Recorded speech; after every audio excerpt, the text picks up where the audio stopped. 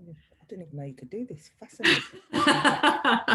Hello, welcome back to the Functional Wellness, what was I saying? The College of Functional Wellness's open day. I've said it so many times, it's a bit like being on a matinee in the theatre. I am delighted to be here with Thelma Mensah, who is a women's health coach, and you really specialise in movement, don't you, and pelvic health and all of those things. And I know that our work kind of does sort of like this quite a lot. Yeah, definitely. I've had the absolute pleasure of being with you on quite a few clubhouses, and just the passion I think we both bring to women's health is it's glorious to behold. So with no further ado, let me pass you over to Thelma and you can introduce yourself.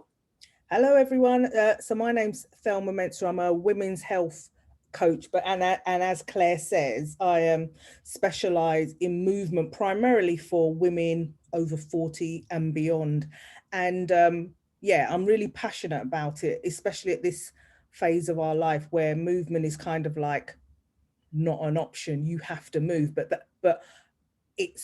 I'm really passionate about getting the messaging out that movement doesn't necessarily mean throwing yourself around. It has to be enjoyable, and the type of movement that's not only going to help you from a health point of view, but that you can do consistently. That is the key for me, consistency. Because if you don't enjoy it, you're just not going to do it. Absolutely. So I'm really excited about this talk because back in the day when I trained as a kinesiologist, as like in the kinesiology that I trained in, we basically trained like GPs. It was a bit of knowledge about a lot of things, and so anything that could come in, we do some stuff. And at its core, kinesiology is the study of, well, essentially 48 muscles that connect via the nervous system to organs. So you can start to see in people's posture and where they've got issues. Yeah. Now, what I found really interesting was, before I really understood what I understand now, we used to train quite a lot of PTs. And back then, there was a lot of work by a guy called Charles Poliquin, which some people agree with, some people don't agree with. But he was very big on, where people are storing weight, that's a hormone imbalance. And so a lot of these PTs were going down that road, or they were doing sort of like check work. And this again is about hormones. And then they were kind of going, right, well, I get all of that, but how do I actually change it? And that's what got them into kinesiology. Now, the kinesiology I originally trained in didn't really get to grips with hormones, and I've had to find out that stuff going on my journey, and that's now what we teach in our functional wellness training and our functional kinesiology training, because it was only going through this horrendous menopause that I've gone through where I suddenly had an understanding of why hormones are important to movement, why movement is important to hormones, and that there is this huge connection. Huge connection. So I'm curious, what got you into this work?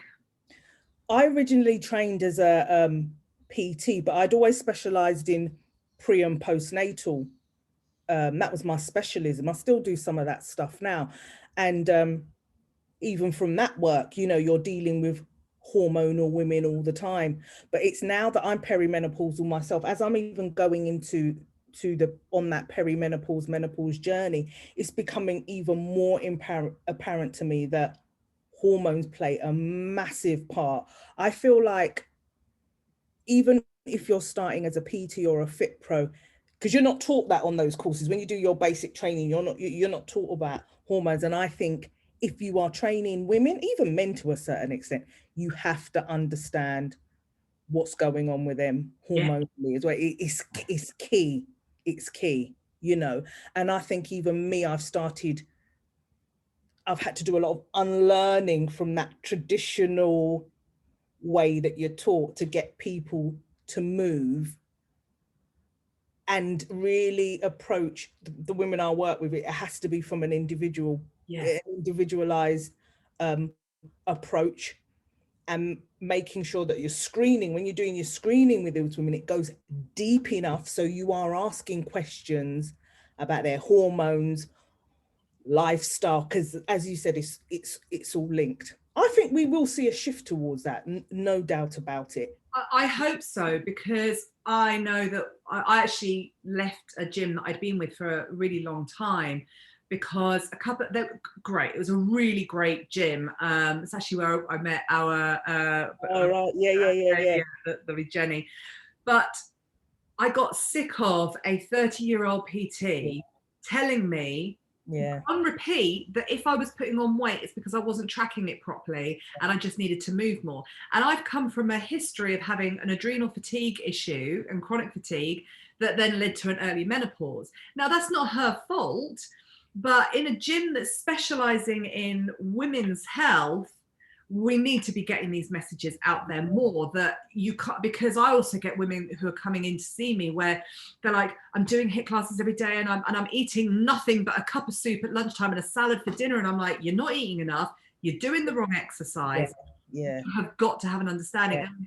I know we're both so passionate about women's health, but yes, the same with men, because I get a lot of men who, and it's an interesting time in the world right now because of long COVID, but they come in, you know, proper long post-viral fatigue. They're executives, they've been beasting themselves, then ended up with a virus or just in too much stress, and they've collapsed. They are unable to function, and they don't understand, nobody really understands, that these issues are hormones. Yeah. And I think, like you said, it comes from the screening. For me, it all starts at the screening process. That's where you have to start asking the right question, even with men. If you've got a man or a woman that's sleep deprived, and a lot of these high flying executives, they don't sleep, you know, how are you expecting them to do like HIIT classes and sustain that for like weeks on end? Eventually it's just not sustainable if you're not getting any sleep. So these little things like this, trainers just aren't looking into those aspects of those asking those lifestyle questions. They're just beast. And another area I think this is really apparent, because I used to do fitness model competitions, so bodybuilders. You can imagine what that's like. That's like, I've seen the photos. yeah. So you can imagine what like that was like for me, like training maybe 6 days a week. So you might get up, do fasted cardio, then you do your weights, and then for some you might do cardio again. So you're basically eating in the lowest calories ever. You're just like fried, you know. And I see this a lot now with a lot of women in that, and even the men, they're just messing up their system. Their hormones are all over the place. Some of them, they can't conceive, the women, the periods stop. Even the men, they can't have children, and it's because of this type of training. But they're not being told that, because the trainers don't have that understanding themselves. Or moreover, to be honest with you, Claire, a lot of them just don't care. Yeah, and especially when you're getting a culture where it's a lot of, you know, maybe young people, where this isn't an issue for them. They're so not on their radar. And I'm going to be honest, I mean, even 10 years ago, if someone told me I would be sat here, you know, passionately talking about menopause, I would have gone, I'd rather shoot myself in the head. Because it wasn't relevant. Now I see, oh my gosh, this is a huge rabbit hole that we need to go down. So it's just not relevant, is it? But I mean, I saw a personal trainer, I knew a personal trainer years ago, who I said something about the rhomboids, and he went, well, I don't know where the specific muscles are. And I'm like, this is your job. You should know that, though. That's basic A&P, isn't it? Like anatomy and physiology. He should know that. I know that my business partner and I actually did a lecture at a local sixth form college to the PT group, and we came in at the end of one of their classes where they've been teaching them how to make cheap electrolyte drinks with basically, you know, sugar, salt, squash, and we were like, oh my gosh, you are just messing up people's bodies. That sounds horrific. That does.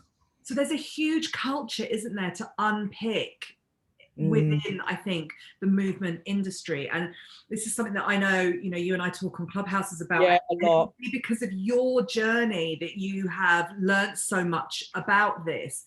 But this is where we're so passionate in our college about getting this message out there, that it is actually really easy to train in this stuff. You don't have to make it your whole career. You can just add some training in to what you're already doing to actually have this proper information to really help people. Yeah.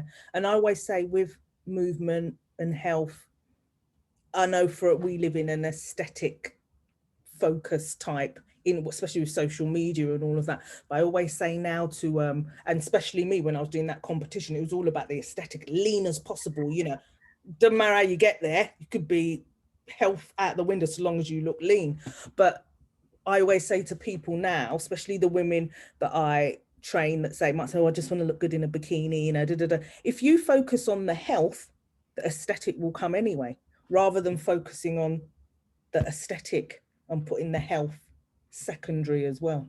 Well, it's more glow up, not lose weight, isn't it? Yeah, yeah. Glow up. That's how that's how you then look good in a bikini. Yeah, yeah, yeah.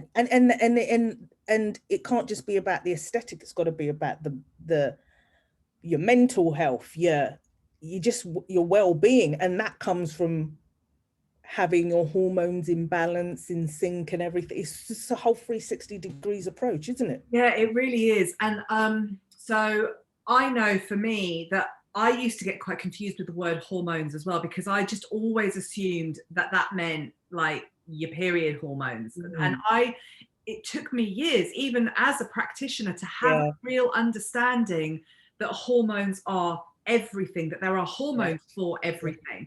So I didn't really realize that every single time I put food in my mouth, I have a hormonal response, and that hormone response is either going to take me to wellness and, you know, sort of weight stability, or illness and or weight gain.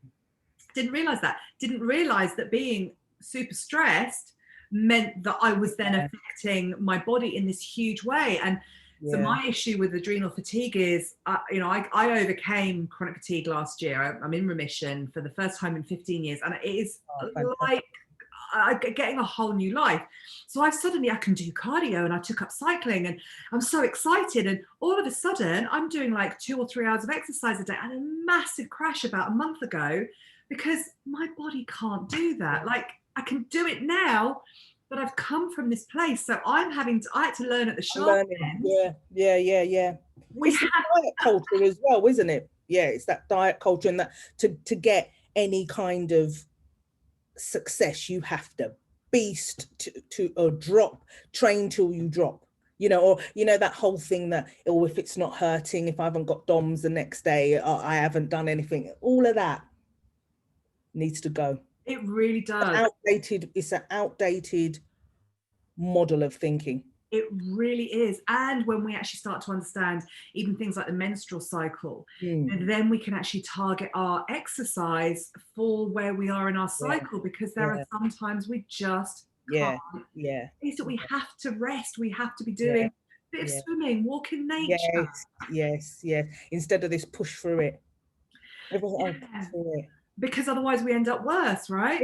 It's about the training. So you were interested in the postnatal. Is that what got you into sort of like the pelvic health coaching? It kind of comes with it, you know, like the training I do. I mean, I've been doing this for over a decade now, and I think back when I started with the lovely Jenny Burrell, no one was talking about pelvic floor then, you know, like, and it's funny because when I see all my mums and they had babies and they're all like 10, 12 now, they always say to me, you always checked our tummies, you always spoke to us about pelvic floor health, because no one was talking about it then. There was no going to physios, there was no talk about movement-based exercises that could help with your pelvic floor. There was no talk about that. So I guess having that expertise at that early stage has just helped me have a better understanding about training women is way more than just writing out a prescription and saying go for it. There's just too many factors involved, and it's a continuum, isn't it? You know, because we've even been in rooms where we talk about, you just mentioned like when girls start their periods, we should maybe be having conversations at that stage, and then you've got if they have children, then we start going into menopause. So it changes all the time, and you as trainers or women's health coach, we have to be able to adapt to whatever stage of life that woman's in, because it's not going to be the same all the time. No, absolutely. So actually, I was thinking about you the other day, because a little clanger. As of today, I'm in Bella magazine talking about stress incontinence, and as I was writing it, I was like, "This is much more suited to now." But I was so the other thing that you and I are really passionate about is so my mission behind the college is that the NHS, we know, and this is not NHS bashing, I had a lovely conversation with our friend Clipboard Claire this morning, Yeah. but we know that the NHS is so, under-resourced and absolutely bursting at the seams and struggling so much. So my mission is to really have an army of first line defense coaches out there, and I know that that's the same in your industry. I know that there's so many of us talking the same sort of, but if I can train as many practitioners as I can to be out there teaching their, empowering their clients, talking to other PTs who don't know this stuff and saying, you need to get on board, then this is how we change the world. But I know that one of the things that you and I pick up on a lot is that if you have hormone issues, the NHS often can't help you because, for example, the HRT that they offer, or in my case, adrenal fatigue, chronic fatigue, ME, fibromyalgia, there is nothing for that. You have to have, at the moment, deep pockets to get the specialist help that you've got. Now, sadly, well, everyone needs to earn a living, but I kind of have a vision if we can have a whole raft of alternative therapists out there speaking this language with credible science-based, research-based knowledge that are charging those prices, not Harley Street doctor prices. Now we can really help the world. Now we can really make change. And I know that you and I both are passionate about bioidentical hormones, and they're so unachievable for most women. I mean, like, well, the struggle I had when we had our conversations. I had to battle my doctor to get those. I didn't even know they were on the NHS until you told me that for a start. I mean, and even, I mean, I'm so grateful to you for that, because you gave me the knowledge to say, hold on a minute, I know you can get these on the NHS. So, but not everyone's got that confidence to do that, And even when I had the long chat and I said I didn't want the synthetic ones, they still swapped them out. When I went to pick them up for the chemist, they swapped out one of them for the other one that I didn't want. So I had to go back and rebattle. So, it's tough. It's tough. But I think what you're saying about women need to just educate themselves. And what I like to do is as well, even on my socials or platforms, even if you're just giving information where women can go and root for themselves when they go to the doctors or whoever they're going to see, because half of the battle sometimes is just you just want someone to acknowledge you're going through what you're going through. That in itself is like 50% of the problem, isn't it? That you're just dismissed or you're misdiagnosed, aren't you? Because the NHS don't deal with that, but that's not the transparency that they don't deal with. So again, this is not NHS bashing, this is just fact. And we've been in enough clubhouse rooms with PTs, which is glorious. Actually, it's such a rare situation that you get in our insight, knowledge. It's brilliant. It's brilliant. But even they're going, we just don't deal with that. We're not trained in that. So, and also another thing I like what you said is getting many instructors on board, because what that means is I always like to have like a referral pathway.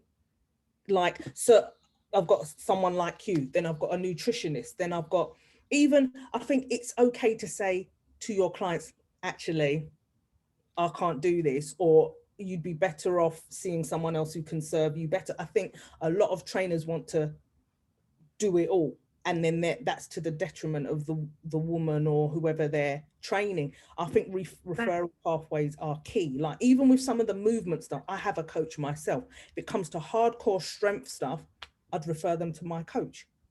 100%. So, and I actually think that this is, and do you know what's really interesting is this is a theme that has come through all of my talks today, is how this new wave of thinking, this new paradigm is about collaboration. It's less, I've got to keep my client to myself. It's more about, okay, I can help you here. There's someone who can help you here.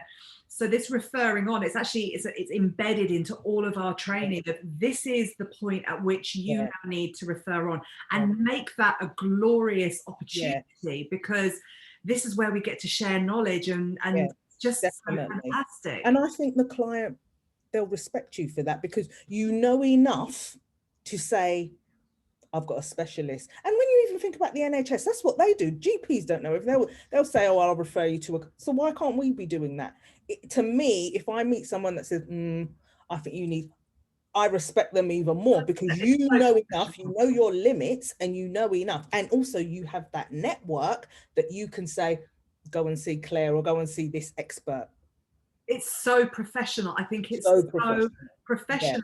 And I think that a lot of that we are just coming out of a time where people didn't want to do that. They wanted to be all things to all people. But, you know, I'm so passionate that people go, actually, this is one for so and so. Yeah, And, you know, if you then want to come back and check this, and great, exactly. that's fantastic. Yeah. Or, Yeah. you know, and It ends up working, isn't it? there are enough ill people in the Yeah. world for us to Yeah. celebrate this culture, I think. Yeah. So, what if you were to have, what's the kind of profile of women that you see now? What's the main issue that they're experiencing? I think now I see mainly 40 plus women, but what I'm seeing, so it could be I do a lot of incontinence work, leaks, hypertonic, so overactive, if it's too tight, so having painful sex, can't even put a tampon in, those type of stuff. A lot of things that women don't really want to talk about. I see a lot of those clients, but and menopause, a lot of women just don't know what the hell's going on, you know, think they're going crazy, putting on weight, they just don't know what's happening. But what I'm seeing a lot of now is the rise of this type of woman, that because a lot of women are having children later, so I'm seeing a lot of women that are on their postnatal journey and then they're going straight into perimenopause. So they've not even really healed from the postnatal. Well, a lot of that's overlinked with menopause anyway, but and then they're straight into peri. So that can be quite tough because you're already thinking, oh, I've just had a baby, but then you're on this journey where you just constantly feel that there's no break, if that makes sense. Do you know what I mean? Yeah. You've had a baby, you're starting to heal, or you think you're going to heal after you're straight into perimenopause. So you're kind of like, what is, and you've got a young child, a newborn baby. Wow. And A so lot it's of those something that types. I've seen, and again, I wouldn't have noticed it so much until I'd gone through it. But I now see quite a lot of clients who are maybe late 30s, so not necessarily the time that you would think of for perimenopause. But I mean, I was talking to someone yesterday at 45 and the GP still wasn't talking menopause to her. And I was like, what? That's crazy. But so these women who are having new children, all these things, so they've had maybe 2-3 children, busy with work and having a family, and then are starting to get dropping confidence, anxiety, maybe a bit of sleep disturbance, maybe a bit of weight gain. And I'm sat there going, that's perimenopause, but maybe I don't even want to label it as perimenopause. It's perimenopause, but brought on because you've had 2 or 3 children. And stress. And the exact same thing that we were talking about, the body not making the right hormones because we're under stress. Well, that's just like a hormonal shizzle storm, for want of a better phrase, isn't it? Because, you know, jumping from pregnancy, postnatal, peri, woo.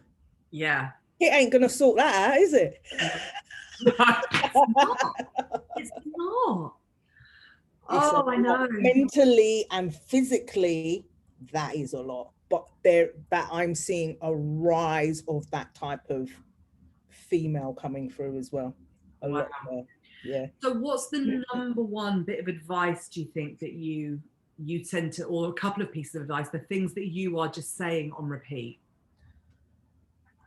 I think I'm saying this a lot on repeat, is that women have got to start doing the basics around health, which are start putting these into practice right now, especially if you're midlife, and that's prioritizing sleep,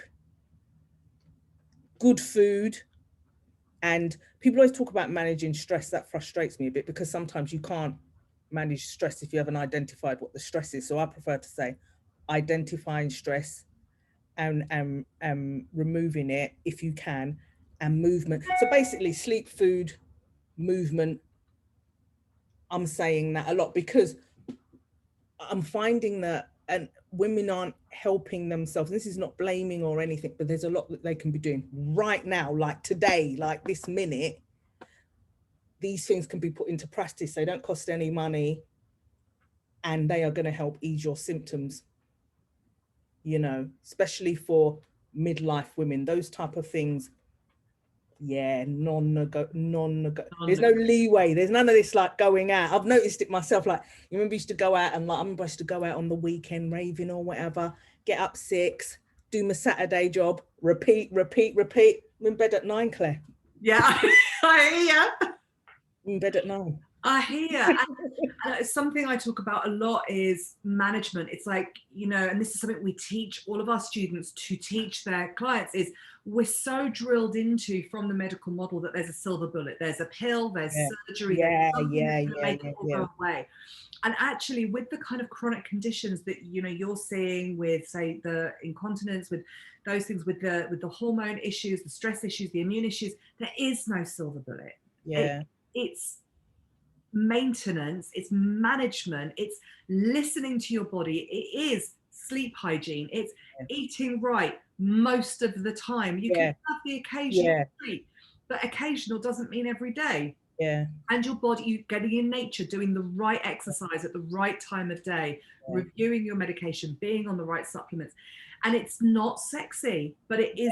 It does give you back your life. And I'll tell you what else is key, actually, that I'm speaking to a lot of women about: mental health and the link between that and gut health. Oh yeah.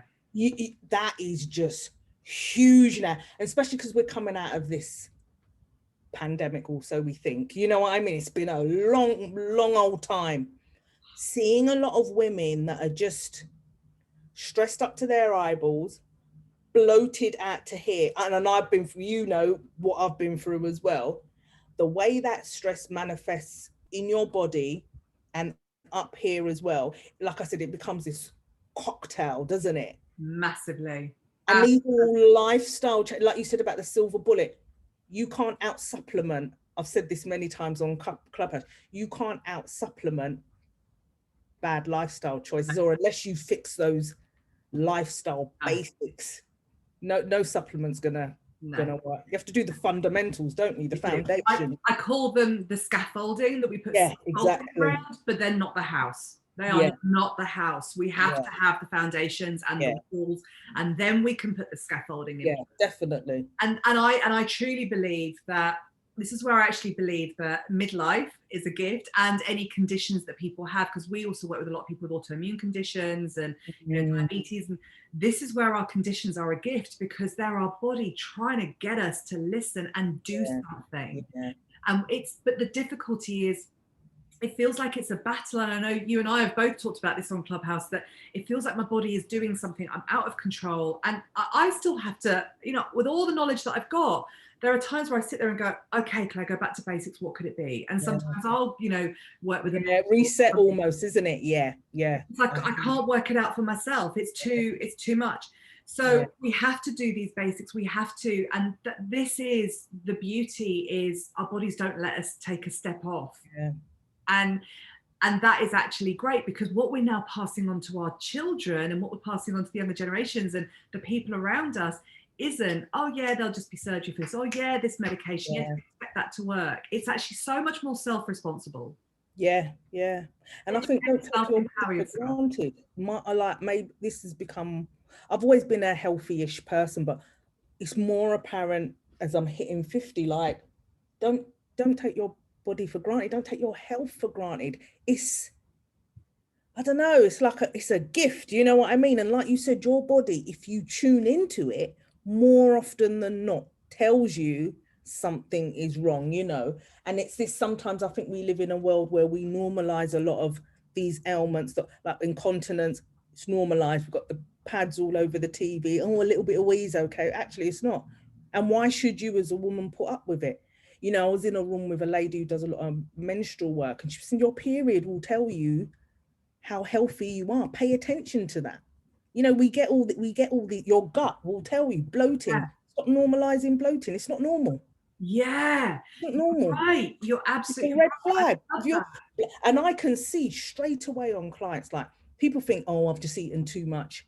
biscuits, I can tell whether somebody's bloated or it's actual body fat. And Yeah. again, seeing a lot of women like that, I don't know if you get it, Claire, that they're in good shape. Their bellies are out there. Yeah. So They're literally looking pregnant. yeah. So it's a stress belly, a worry weight, or wheat weight, or wheat weight. Something's going on there. So it's these little things that, like you said, we need to start tuning into and acknowledging when our body's telling us something's off. I know it's hard because we're juggling and all that, but there's a lot of lifestyle things I always maintain that we can do right now to help ourselves. I absolutely agree. I absolutely agree. But of course, everything in society is geared up for us to not listen, isn't it? You know, all the marketing and all the things. And then, you know, for practitioners or people who want to be practitioners listening to us, this is the stuff to learn now, because this is what we're seeing everywhere. This is the pandemic. This is the global health crisis. Yeah, for sure. It really is the global health crisis. So I was using those phrases before the pandemic, and this is the education to do. So this is absolutely what we're doing in our college. We are teaching people the main pillars of health, which is blood sugar stabilization, digestion, stress, those female hormones, and immune, and being practitioners who can deal with whatever comes into your clinic. And you don't have to just be a practitioner of what we teach. You could add that on to PT, you could add that on to any modality, but to get that understanding of those hormones and how important they are. Because otherwise we're not seeing the whole picture, are we? I agree. And I think whether you're a women's health coach, functional wellness practitioner, whatever, listening. A lot of people, there's a lot of experts that are killing it in their field. They've got bad listening skills because they're quick to they're not listening to and not looking at, like you said, the bigger picture. You know, I think that is key. And I think a lot of, even now, what I'm doing with a lot of my movement prescription is I'm factoring in talk time. A lot of people just need 10 minutes to talk. Oh, you know, my husband's getting on my nerves. I can't. When you know that information is gold dust, yeah, because then you start to realize, oh, so that's why she looks pregnant. Oh, so that's why she's not sleeping, because that other stuff is affecting their health. But how can you heal someone or help them if you're not asking lifestyle questions? Absolutely. And then from your perspective, that is not a day if someone's coming in and they're feeling really raw because of you know issue. That's not a day to beast them with a load of stuff. Had 2 hours sleep.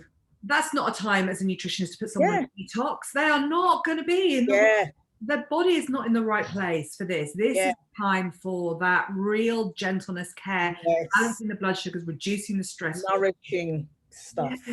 Yeah.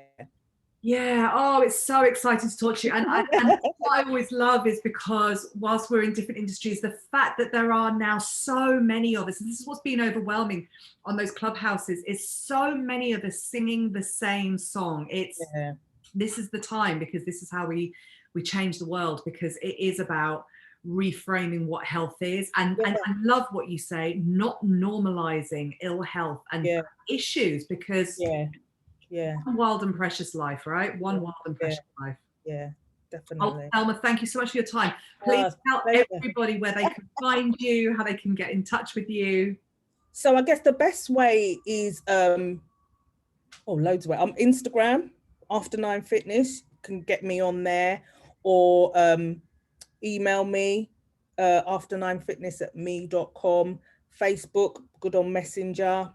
Any of those places you'll be able to. Why After 9 Fitness? It's going to change actually, because when I remember I said I first started in pre and postnatal. So After 9 is after 9 months. Oh God! I've always been going, what's after 9? Yeah, so it's after 9 months, because I was doing all the postnatal stuff, the healing and all of that kind of stuff. That's where it comes from. Yeah. Oh, I love that. I love that. It could be after 90 soon for all the postmenopausal stuff. Yeah. Oh, Thelma, thank you so much. And anyone wanting to check out more about what Thelma does, get in touch. And anybody wanting to check out what we do with this hormonal training, please get in touch. And I look forward to seeing you or speaking to you at the next Clubhouse. Yeah, definitely. Thanks, Thank Claire. you. Thanks so Take care. much. Bye. Bye.